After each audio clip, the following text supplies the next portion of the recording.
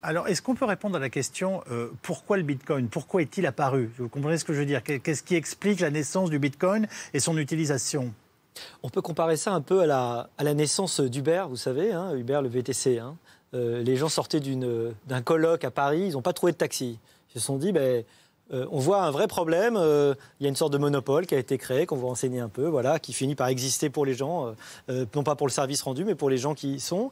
Et donc, vous créez, le système va créer une demande alternative. Là, c'est la même chose, c'est vous observez la façon dont la monnaie, en fait, ça fait depuis très très longtemps. Et d'ailleurs, les réactions des États au début étaient très très épidermiques. Pourquoi? Parce que c'est ma cassette, c'est comme dans la VAR, parce que c'est le privilège par excellence, oui. Le droit de battre le monnaie. Et pourquoi? Parce que tous les États l'ont utilisé depuis Philippe le Bel. La monnaie est un pouvoir. Oui, et puis parce que tous les États l'ont utilisé pour se financer, en fait, et pour tripoter la monnaie, pour changer la valeur. Donc avant que ça soit de la monnaie uniquement fiduciaire, c'est-à-dire monnaie virtuelle, si vous voulez, quand c'était de l'or, déjà, on essayait de baisser la qualité des pièces, etc.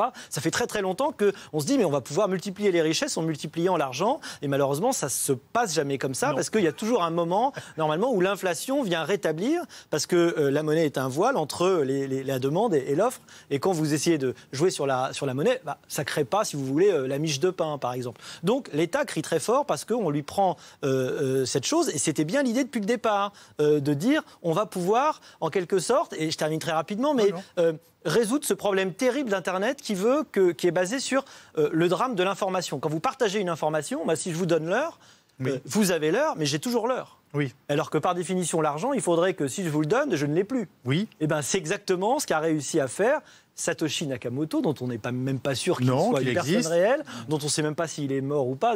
C'est ça qui est sympa un peu dans le Bitcoin, c'est qu'il y a un côté un peu mythique, parce qu'on ne sait pas vraiment s'il a existé. Enfin, en tout cas, il donne plus signe de vie s'il a existé, ce monsieur.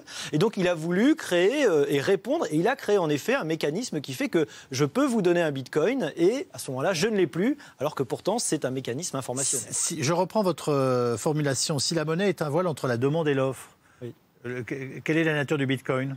Justement, il ne vaut, comme d'ailleurs tout bien ou service, que ce que les gens sont prêts à payer en échange. Si je pense qu'aujourd'hui, si demain j'achète, si j'en étais capable, un Bitcoin à 50 000 $, je l'achète ce prix-là en disant peut-être que quelqu'un demain voudra bien me le racheter, peut-être un peu plus cher.